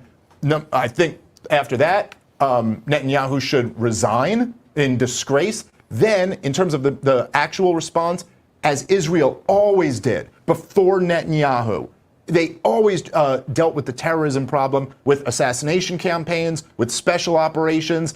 Gaza is the most monitored place on the planet. They can pick these guys off, even more important than that is immediately. Let me finish my answer. Yeah, but those are the guys they're still negotiating with to try to get the hostages out. The other thing is the number one priority should have been the hostages. And it is self-evident that when you're fighting a war this way, your number one priority is not to get your people out. Look, Israel has all the chips. They got a ton of hostages, prisoners of their own that they could exchange for the hostages there, which is how they've gotten the hostages they've gotten so far out. And then after all of that, after the hostage swaps, after assassination campaigns and special ops, you come to the table with a real two-state agreement again. You rise above it. Instead of turning the world against you, you win the world over by saying, listen, we took a big loss. We're going to kill or get the people who did this to us, but we are not just going to make life hell for the people of Gaza anymore. We're going to offer them their freedom. And I think there was a real opportunity to do Cenk, that. You want to answer the question, what should have Israel done on October 8th? So I said this right from the get-go after it happened. So first of all, going with special forces, people say it's hard. Yeah. War is hard. And so when they started dropping bombs on the buildings, I was like, wait, what if the hostages are in the buildings? And I thought you said Hamas is in the tunnels, so how does it help to bomb a building? It's not like and then Israel brought in CNN. They showed them the tunnels at one point in the conflict about 3 months ago, and they were totally unaffected by the bombing. So the idea that they didn't target civilians is just counter to every fact in front of us. So instead, I would have wanted them to target Hamas to try to rescue the hostages.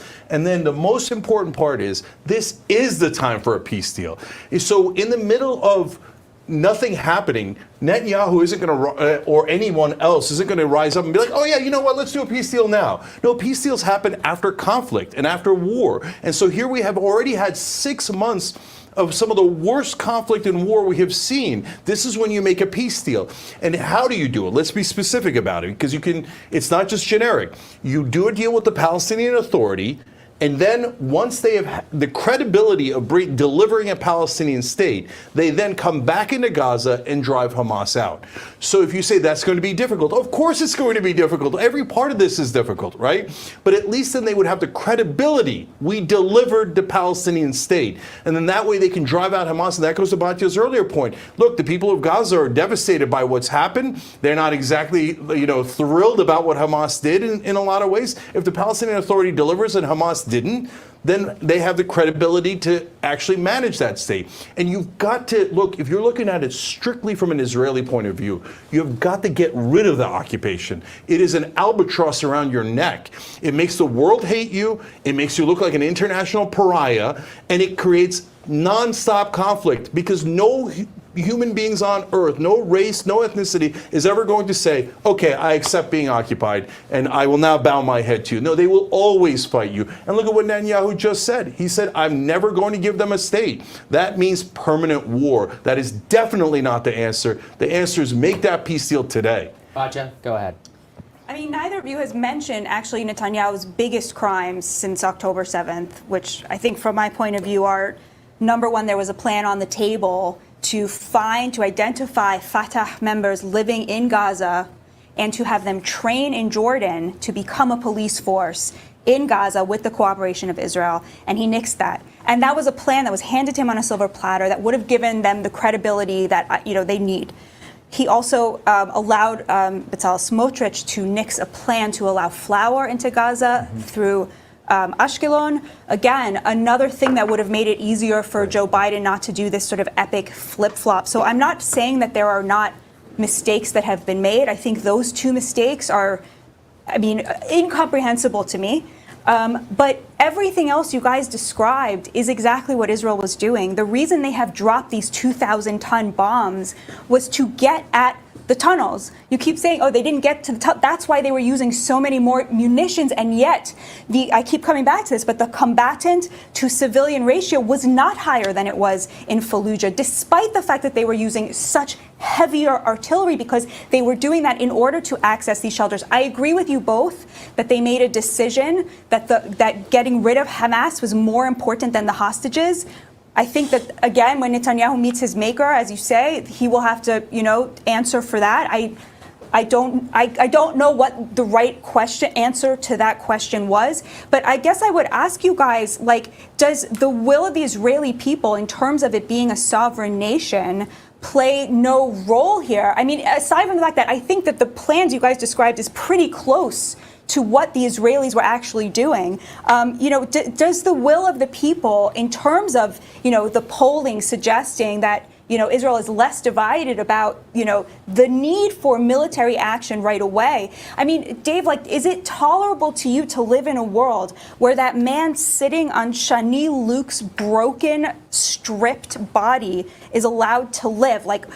I feel that it's intolerable to me to live in a world where that man is allowed to live. That's a really good question. Well, she just asked me. I asked Dave, but I want to hear Dave's question. I would just say that, look, certainly, I get the feeling that you have. Isn't it intolerable that there wouldn't be revenge taken against this person? It's not revenge, it's justice. Okay. Sure, All right, justice, go ahead. whatever you want to call it. It's basically synonyms. But yes, that you would get the guy who did that is the point. All I'm saying, if that was a family member of mine, I'd certainly feel the same way. I would also point out, you have to also put yourself in the position of the Palestinians, that there's been lots of those people for them too.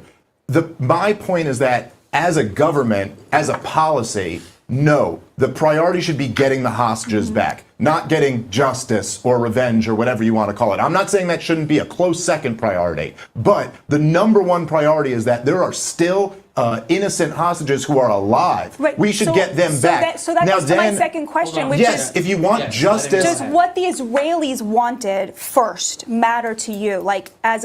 In terms of sovereignty, in terms of that question. if you want to talk about national sovereignty, then look, you're asking me. I just want to know, do you think it matters what the Israelis wanted? Yes, listen, I'm responding to your point. sorry. If you're talking about national sovereignty, I was asked a question about how I think Israel should respond, and I gave you the answer. Yes. In terms of the argument of what the Israeli people want for their government to do, if you're going to make that nationalistic argument, fine, keep my tax dollars out of it. Okay? Let America not be a part of it. We do not have to pick fights in a battle thousands of miles away. It was the advice of all of the founders, they were unanimous on this, that this would be the death of our country if we embarked in these entangling alliances. Okay. That's my position. All right, so Dennis America and shouldn't then be Cenk, involved. And we're almost out of time, so go ahead, Dennis. Okay, so I asked what would you like Israel to do, and finally, when an answer was given, they should pick off Palestinian leaders and make an offer for a state. So you commit these horrors, kill more Jews than were killed in a day since the Holocaust, and we're offering you a state. I would think that the lesson that the Palestinians would learn is, hey, October 7th really worked. Look, the Israelis are sort of giving up, and they're not even striking us. What a great deal. It would be like the United States after Pearl Harbor going, look, Japan, we understand you have interest in the Far East, and we would like to accommodate you now. That would have been the analogy that I would think. So it would be a reward of atrocities. It would be counterproductive from an Israeli standpoint. And I keep going back to this. Even Israelis who want two states have given up for the time being, and I keep answering for the time being. Should Palestinians change? 70% of Palestinians support what happened on October 7th. But I got to say the most depressing thing was what you said, like you say, atrocities on both sides. Your moral equivalence troubles me. That's the most disturbing thing I've heard in the 2 hours we've had together. That when she mentioned this woman who was murdered and her half-naked body paraded, and you said, well, I have lots of those people too, lots of Palestinians. Really? Can you name one instance of a Palestinian woman paraded naked by Israelis? No, that's not what I was saying. What were you saying? Just meant I was just saying. tons and tons of. I mean, first you were responding to the specific example of that Israeli I'm saying Israeli the woman. feeling that a family member would have of their family member being killed and wanting to get justice against that okay, person. fine. That there's been lots of that on the other side as well. All right. That's my point. Right. The same way that somebody would join up with Hamas because their little brother got killed in some Israeli strike. Right. Okay. That's the point that I'm making. Okay, So, all right. yeah. So, By the Cenk? way, one other Yeah. point: the Israeli opposition. You guys, even my dear Batya, and she is a dear soul, is not on the Netanyahu bandwagon. By the way, I'm not on the Netanyahu bandwagon, and I'm not on the anti-Netanyahu bandwagon. I don't give a hoot who the Prime Minister of Israel is, for a very good reason. The opposition in Israel, the left-wing opposition, has announced they hate Netanyahu and have announced we would do the exact same thing he is doing. Okay. That is relevant. Okay, all right. Cenk, go ahead, respond, and try and keep it to 2 minutes, and then I'll get a last statement from everybody. Okay? All right. So that last thing that Dennis said is deeply problematic for a reason I'll come back to. So first of all, on the sovereignty issue that Batya made, you got sovereignty to do anything you like, just not with our money. So end the $4 billion we're sending every year immediately, as long as they keep doing the occupation.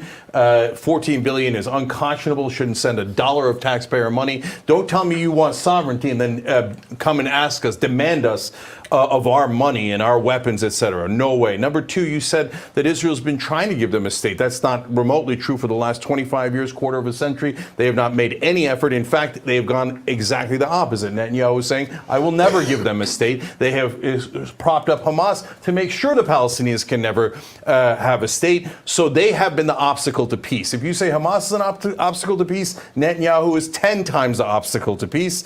When you talk about kill ratios, and you say, well, isn't Hamas terrible because of what they did to these civilians? I always agree, right? Our side constantly says, yes, that is terrible. But when we say, okay, now when Israel did it 30 times worse, isn't that an atrocity? You go, how dare you? Of course it's not an atrocity, because by definition, Israel. That's not an argument. It is they've now killed 25,000. Imagine a basketball arena full of women and children, and Israel has killed them all. And are you saying that the IDF is the most incompetent military in the world? Golly gee, we accidentally murdered 25,000 women and children by dropping 2,000 bombs on their schools, hospitals, and buildings? That's not an accident. We accidentally killed all the humanitarian, not all, but a lot of the humanitarian workers, the journalists, etc. Oh, by the way, the accidents including sniper bullets to the neck. These are not accidents. In your world, Israel can do no wrong. So if they do it, it must be because they were defending themselves, and the dastardly Palestinians deserved everything they had coming, including the imprisonment for 75 or 57 years. Pick your answer. And look, you say that you can't have the idea of a Hamas leader being alive. That bothers you. He should be killed. Well, Netanyahu has now killed 30 times as many people. So do the Palestinians then get to use your logic and say, I can't stand to have Netanyahu alive. Right. I want him dead. All right, so we're going to have it. We've only got a couple minutes left, literally 2 minutes. So try, everybody, keep a 1 minute response. I would phrase it this way: instead of trying to respond to a simple question, let's just take the last thing you'd like the audience to be able to take away with. So Batya, we'll go ahead and we'll start with you. I wanted to open with this, but I'm going to close with it instead. I'm going to mention all of the areas of common ground that we have here, because there was so much of it. The first is, I think we all agreed that Hamas are terrorists who terrorize Israelis and Palestinians, and the world would be better off without them. I think we all agreed that Israel had a moral obligation to respond in some way militarily to what happened on October 7th. I think we all agreed that there are many innocent Palestinians in Gaza, and every death is tragic of those innocents. I think we all agree that if we could immediately remove innocent civilians from the line of fire, we would. I think we all, or at least three of us, agreed that Netanyahu has made major mistakes in the past and in the present. And I think that we all agreed that ultimately we would like to see every person living from the river to the sea living in dignity with full civil rights. And so I'm so grateful to have had this experience and found all of this common ground with you all. Well said. All right, thank you, Batya. Dave, why don't you go ahead? Sure. Okay, so it was about 200 years ago that Thomas Jefferson had this great quote. I do believe it was in 1824, where he was speaking about slavery, and he said, I might butcher this a little bit, but he said, we've got the wolf by the ear, and we can neither afford to hang on to it nor let it go. And I think this was a common objection to abolitionists that people at the time had. They were like, look, we've enslaved these people for so long. If we let them go now, they're going to kill all of us. And you could kind of see where that was reasonable at the time, to be concerned about that. But with 200 years of hindsight, we can all look at this and go, yeah, but you can't enslave people. And whatever problem comes after that, you just have to abolish this. And that's kind of the same way I feel about the occupation of the West Bank and Gaza. It's been since 1967, man. You just can't do this to people anymore. Mr. Prager used the example of World War II over and over and over again today. And I know I'm not a left-winger, Cenk is, and the rest of us aren't. But I know when I say, hey, we should make a peace deal after October 7th, a lot of people go, that sounds wimpy and left-wingy. But how about forget the lessons of World War II? How about the lessons of Vietnam and Korea and Iraq and Afghanistan and Ireland. Syria and Libya and Somalia and Yemen and a million others? Actually, we should be striving for peace. This isn't anything like World War II. This is a group of people who have been totally dominated by Israel since at least 1967. Israel isn't going anywhere. From the river to the sea is never going to happen. But these people can be given their freedom and peace can be achieved. Okay, well said, Dave. Go ahead, Dennis. So I would love that too. Right now, most Palestinians would like to get rid of a Jewish state. I wish that weren't true. If it weren't true, I do believe there would be peace. I think that that is the honest approach. I just have to say, even though it's my final statement, I nevertheless have to respond. The comparisons you make are remarkable. I mean, that the slavery of blacks and the status of Palestinians are comparable. It's such an insult to blacks. All you suffered was what Palestinians suffered? No, it's a logical analogy. No, it's not a logical. Well, no, Yeah, okay. it's not logical because it's not analogous. That's the point. You can't have a logical analogy if it's not analogous. Okay. Okay, so one final word. The pariah state of Israel. That is correct. That was what, in fact, Chuck Schumer said, Israel, twice in his talk, that Israel is a pariah state. There's a reason that Israel is a pariah state. It's because the left-wing media in the world have decided to declare, along with Muslim countries, and Israel a pariah state. So here is just a couple of statistics that are worthy of noting. In the last few years, 500,000 people have been killed in a breakaway province in Ethiopia called Tigray. Not one of you watching this probably knows about it. I don't know if anybody on this panel knows about it. 500,000 slaughtered and about 80,000 rapes. Is Ethiopia a pariah state? Of course not, because they're not Jews. So nobody gives a damn. How about this? 60,000 Christians have been slaughtered in West Africa since 2000. They've been slaughtered by Muslim groups. Does anybody call the Muslim groups pariahs or any Muslim country a pariah? Of course not, because nobody gives a damn about the black Christians of West Africa because they're not being killed by Jews. That's the reason Israel is a pariah state. Nobody would like to acknowledge it. It's painful, but the truth is often painful. Okay. All right. Cenk, go ahead. So after 57 years of occupation, Israel's the victims, and they're special victims. Okay, so look, I care about both Israeli civilians and Palestinian civilians. And so if you say, oh, well, you know, brilliant point about slavery, I said it about the North and the South before, hey, the black slaves would get rid of a white state. We can't have it. We can't have it. If we free them, they could kill us all. And they are so against the white state. They're so against America. We can never let them go. By the way, that is what is said in every occupation, in every empire, in every war. And after every war, they say, oh, look at how many of our people they killed. They killed our women, our children, etc. We can't make peace with them. And what does that lead to? It leads to more war, more killings, both on the Israeli side and the Palestinian side. Peace gets to peace, war gets to war. At some point, and this is the point, We have to say, stop going towards war. What are we bombing Iran for? Are we nuts? We want a giant war in the Middle East that drags us into it, robs us of trillions of dollars, let alone our kids who can get killed there, let alone the potentially millions of people who can kill. The moral cancer here that is causing every problem we're talking about is the occupation. You have to let them go. If you're Israel, you have to let them go. If you don't let them go, this conflict and this war will never end. And then you can call it any name you like. You can say, oh, they're terrorists and we're the good guys. But it doesn't matter because more Israelis are going to die and more Palestinians are going to die. Let's do peace right now. Thank you so much for watching this video. Hope you liked it. Please like and subscribe, and we'll see you in the next one.